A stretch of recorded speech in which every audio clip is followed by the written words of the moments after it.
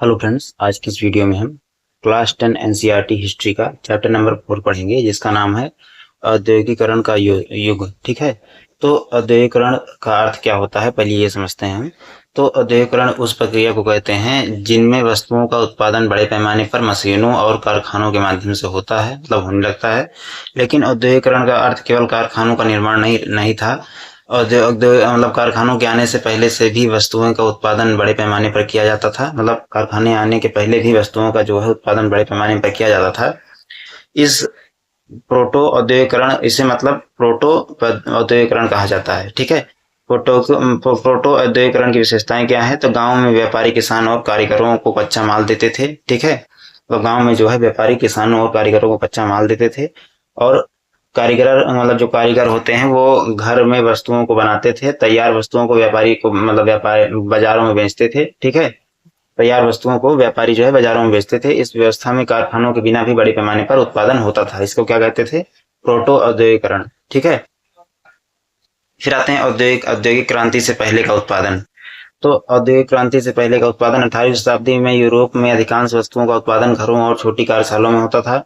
England में व्यापारियों ने ग्रामीण क्षेत्रों के लोगों को उत्पादन से जोड़ना शुरू किया। प्रक्रिया क्या थी? व्यापारी कच्चा माल, ग्रामीण कारीगर, तैयार वस्तु, व्यापारी बाजार। ठीक है। मतलब व्यापारी कच्चा माल ग्रामीण कारीगर को देते थे, वो तैयार करते थे, फिर व्यापारी वापस ले जाता था, फिर उसको बाजार में बेचता था। इस व्यवस्था ने यूरोप में औद्योगिक उत्पादन के लिए, मतलब आधार तैयार किया। ठीक है। मतलब जो ये व्यवस्था थी यूरोप में औद्योगिक उत्पादन के लिए एक आधार जो है बन गई ये व्यवस्था। ठीक है। फिर आते हैं इंग्लैंड में औद्योगिक क्रांति। तो 18वीं शताब्दी के उत्तरार्ध में इंग्लैंड में औद्योगिक परिवर्तन तेज हुए। कपड़ा उद्योग इस परिवर्तन में प्रमुख क्षेत्र था। विशेष रूप से सूती वस्त्र उद्योग में मशीनों का प्रयोग तेजी से बढ़ा। ठीक है। फिर आते हैं मशीनों का विकास। औद्योगिक क्रांति के दौरान कई नई मशीनों का आविष्कार हुआ, जैसे spinning spinning jenny. James Hargreaves ने 1764 में स्पिनिंग जेनी का आविष्कार किया। इस मशीन से एक व्यक्ति एक साथ कई धागों को, मतलब धागे काट सकता था। इससे उत्पादन की गति बढ़ी। भाप इंजन आता है दूसरे नंबर पे। तो जेम्स वाट ने भाप इंजन को अधिक प्रभावी बनाया। भाप की शक्ति का उपयोग कारखानों में, खदानों में, परिवहन में, मशीनें चलाने में और मतलब होने लगा। फिर आते हैं कारखानों का विकास। तो मशीनों के बढ़ते उपयोग के साथ बड़े बड़े कारखाने बनने लगे। कारखानों में बड़ी संख्या में मजदूर काम करते थे। मशीनों का उपयोग होता था। उत्पादन अधिक मात्रा में होता था। काम को अलग अलग चरणों में बांटा जाता था। ठीक है। फिर आते हैं, इससे उत्पादन की गति जो है बहुत तेज बढ़ गई। फिर आते हैं, क्या मशीनों ने तुरंत मजदूरों की जगह ले ली? इसका उत्तर है नहीं। औद्योगिक क्रांति के शुरुआती दौर में सभी उत्पादन मशीनों से नहीं होता था। कई उद्योगों में हाथ से काम करने वाले कारीगर, घरेलू मजदूर, छोटे उत्पादक महत्वपूर्ण बने रहे। ठीक है। फिर आते हैं कुछ वस्तुएं हाथ से बनना मशीनों से बने, मतलब वस्तुओं की तुलना में अधिक आसान या सस्ता था। मतलब हाथों से वस्तुओं को बनाना मशीनों से बनाने की तुलना में काफी सस्ता था। ठीक है। और आसान था। चाहते हैं, हाथ का श्रम क्यों महत्वपूर्ण रहा? तो कुछ उत्पादों में हाथ का काम अधिक उपयोगी था, क्योंकि अलग अलग डिजाइन बनाए जा सकते थे। उच्च गुणवत्ता वाली वस्तुएं बनाई जा सकती थी। कुछ आदेशों के अनुसार उत्पादन किया जाता था। मतलब छोटे आदेशों के अनुसार जो है उत्पादन होता था। ठीक है।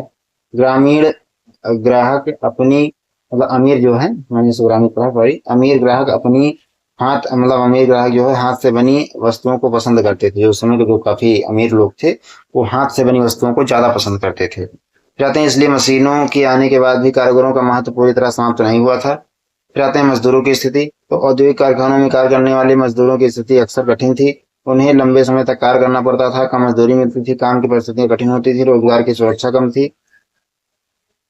महिलाएं और बच्चे भी कारखानों में काम करते थे। ठीक है। फिर आते हैं मौसमी बेरोजगारी। कई उद्योगों में पूरे वर्ष काम उपलब्ध नहीं होता था। कुछ उद्योगों में उत्पादन की मांग मौसम के अनुसार बदलती थी। इस कारण मजदूरों को कुछ महीनों में काम मिलता था। बाकी समय बेरोजगारी का सामना करना पड़ता था। ठीक है। फिर आते हैं, इस प्रकार मजदूरों के जीवन में आर्थिक असुरक्षा बनी रहती। ठीक है। कहते हैं इंग्लैंड में कपड़ा उद्योग का विकास। कपड़ा उद्योग औद्योगिक क्रांति का सबसे महत्वपूर्ण क्षेत्र था। सूती कपड़े की मांग बढ़ने लगी, नई मशीनों के कारण धागे का उत्पादन बढ़ा। ठीक है, कपड़े का उत्पादन बढ़ा, उत्पादन लागत कम हुई, बाजारों का विस्तार हुआ। इंग्लैंड दुनिया के प्रमुख कपड़ा उत्पादकों में बदल गया। ठीक है, फिर आते हैं ब्रिटेन और भारतीय वस्त्र उद्योग की औद्योगिक क्रांति का भारतीय उद्योगों पर गहरा प्रभाव पड़ा। प्राचीन भारतीय समय से ही अपने सूती और रेशमी वस्त्रों के लिए प्रसिद्ध था। भारतीय कपड़े यूरोप, अफ्रीका, पश्चिम एशिया, दक्षिण पूर्व एशिया के बाजारों में बिकते थे। ठीक है, और भारतीय वस्त्रों की लोकप्रियता भारतीय कपड़ों की विशेषताएं थी। उच्च गुणवत्ता, सुंदर डिजाइन, महीन कपड़ा, रंगों की विविधता, कुशल कारीगरी, ये सब जो है भारतीय कपड़ों की विशेषताएं थी। ठीक है, मलमल चिड्स चिड्स और कैकिलो जैसे भारतीय वस्त्र यूरोप में प्रसिद्ध थे। ठीक है, ब्रिटेन ब्रिटेन नीतियों से भारतीयों बुनकरों को नुकसान। तो जब ब्रिटेन में औद्योगिक क्रांति का उत्पादन बढ़ा तो उद्योगपतियों ने भारतीय वस्त्रों से प्रतिस्पर्धा की और ब्रिटिश सरकार ने भारतीय कपड़ों पर भारी आयात शुल्क लगाए। दूसरी ओर ब्रिटिश मशीन से बने कपड़ों भारत में बड़ी मात्रा में आने लगे। इससे भारतीय बुनकर को कठिन परिस्थितियों का सामना करना पड़ा। भारतीय बुनकरों की समस्याएं क्या थी? तो भारतीय बुनकरों को कई समस्याओं का सामना करना पड़ा। कच्चे माल की कीमतें बढ़ी, विदेशी कपड़ों से प्रतियोगिता हुई, बाजार में कमी और व्यापारियों का दबाव, ब्रिटिश नीतियों का प्रभाव, और कई बुनकर को अपना पारंपरिक व्यवसाय जो है वो छोड़ना पड़ा। जाते हैं ईस्ट इंडिया कंपनी और बुनकर। तो ईस्ट इंडिया कंपनी ने भारतीय वस्त्रों के व्यापार पर नियंत्रण बढ़ाया। कंपनी ने बुनकरों से कम कीमत पर वस्त्र खरीदने की कोशिश की। बुनकर को कई बार कंपनी के एजेंटों के माध्यम से काम करना पड़ता था, तो इससे उनकी स्वतंत्रता जो है कम हो गई। और फिर आते हैं भारतीय बुनकर का प्रतिरोध।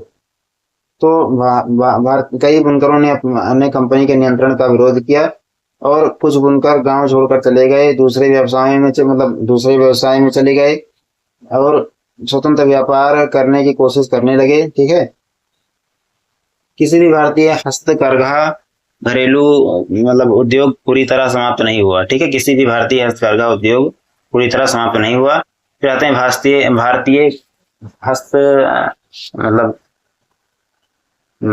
भारतीय हथकरघा उद्योग का पुनरुत्थान।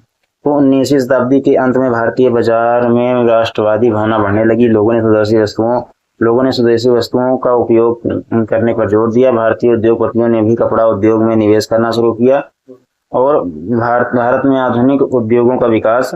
तो भारत में पहला आधुनिक कपड़ा मिल उद्योग मुंबई में विकसित हुआ। 1854 में मुंबई में पहली सफल सूती मिल स्थापित हुई। इसके बाद अहमदाबाद, कानपुर, कलकत्ता, मद्रास जैसे शहरों में भी उद्योग विकसित हुए। चाहते हैं भारतीय उद्योगपति। तो भारत में कई उद्योगपतियों ने आधुनिक उद्योगों को बढ़ावा दिया। प्रमुख उद्योगपतियों ने जमशेद जी जो प्रमुख उद्योगपति थे जैसे कि जमशेद जी टाटा, दीनसो पेटिट, सेठ हुकुमचंद, पुरुषोत्तम दास, ठाकुर दास, ठीक है, आदि शामिल थे। फिर आते हैं जमशेद जी टाटा। तो जमशेद जी टाटा भारत के प्रमुख उद्योगपतियों में से थे। उन्होंने भारतीय औद्योगिक विकास को आगे बढ़ाने में महत्वपूर्ण भूमिका निभाई। उन्होंने कपड़ा उद्योग, लौह इस्पात उद्योग, वैज्ञानिक शिक्षा के विकास में योगदान दिया। फिर प्रथम विश्व युद्ध और भारतीय उद्योग। तो 1914 में प्रथम विश्व युद्ध शुरू हुआ। इस युद्ध का भारतीय उद्योगों पर महत्वपूर्ण प्रभाव पड़ा। ब्रिटेन का ध्यान युद्ध की आवश्यकता ब्रिटेन था उसका ध्यान जो है युद्ध की आवश्यकताओं पर चला गया। इस कारण भारत में ब्रिटिश वस्तुओं का आयात कम हो गया और भारतीय उद्योगों के लिए घरेलू बाजार में अवसर बढ़ गए। इस प्रकार युद्ध के दौरान उत्पादन। तो युद्ध के समय भारतीय कारखानों में सैनिकों के लिए कपड़े, जूट की बोरियां, चमड़े की वस्तुएं, अन्य शुद्ध सामग्री का उत्पादन बढ़ा। इससे भारतीय उद्योगों का विकास हुआ, विस्तार हुआ। फिर आते हैं छोटे उद्योगों का महत्व। भारत में बड़े कारखानों के साथ साथ छोटे उद्योग भी महत्वपूर्ण रहे। कई लोग हस्तकरघा, हस्तशिल्प, घरेलू उद्योग से जुड़े रहे। इसका एक कारण यह था कि भारतीय बाजार में विशेष प्रकार के कपड़ों की मांग बनी रही। फिर आते हैं भारतीय हस्तकरघा उद्योग क्यों बचा रहा। भारतीय हथकरघा उद्योग क्यों बचा रहा? तो भारतीय हथकरघा उद्योग ने कई तरीकों से खुद को बदला। जैसे बुनकरों ने नए डिजाइन अपनाए, नए बाजार खोजे, नए तकनीकों को प्रयोग किया, मशीन से बने धागों का उपयोग किया और इससे हथकरघा उद्योग को जीवित रहने में मदद मिली। फिर आते हैं विज्ञापन और बाजार। तो औद्योगिक वस्तुओं को बेचने के लिए विज्ञापन महत्वपूर्ण माध्यम बन गया। कंपनियां अपने उत्पादन को लोकप्रिय बनाने के लिए पोस्टर, कैलेंडर, समाचार पत्र, पैकेजिंग का उपयोग करने लगी। फिर आते हैं विज्ञापन का उद्देश्य। तो विज्ञापन लोगों को यह विश्वास दिलाते थे कि किसी विशेष वस्तु को खरीदना आधुनिकता, गुणवत्ता, प्रतिष्ठा का प्रतीक है। ठीक है। और कई भारतीय कंपनियों ने अपने उत्पादों को देसी और विदेशी बताकर प्रचारित किया। ठीक है। फिर आते हैं भारतीय राष्ट्रवाद और विज्ञापन। तो राष्ट्रवादी दौर में भारतीय उद्योगपतियों ने विज्ञापनों में देशभक्ति की भावना का उपयोग किया। संदेश दिया जाता था कि भारतीय वस्तुओं को खरीदना देश की आर्थिक प्रगति में योगदान देना है। इससे विदेशी वस्तुओं के लिए बाजार बनाने में मदद मिली, मतलब इससे जो स्वदेशी वस्तुओं के लिए बाजार बनाने में मदद मिली। और औद्योगिकरण का सामाजिक प्रभाव क्या रहा? तो औद्योगिकरण ने समाज में कई परिवर्तन किए, जैसे कि प्रमुख परिवर्तन: शहरों का विकास, मजदूर वर्ग का विस्तार, नए उद्योगों का विकास, व्यापार में वृद्धि, परिवहन का विस्तार। ठीक है। नए सामाजिक वर्गों का भी निर्माण। ठीक है।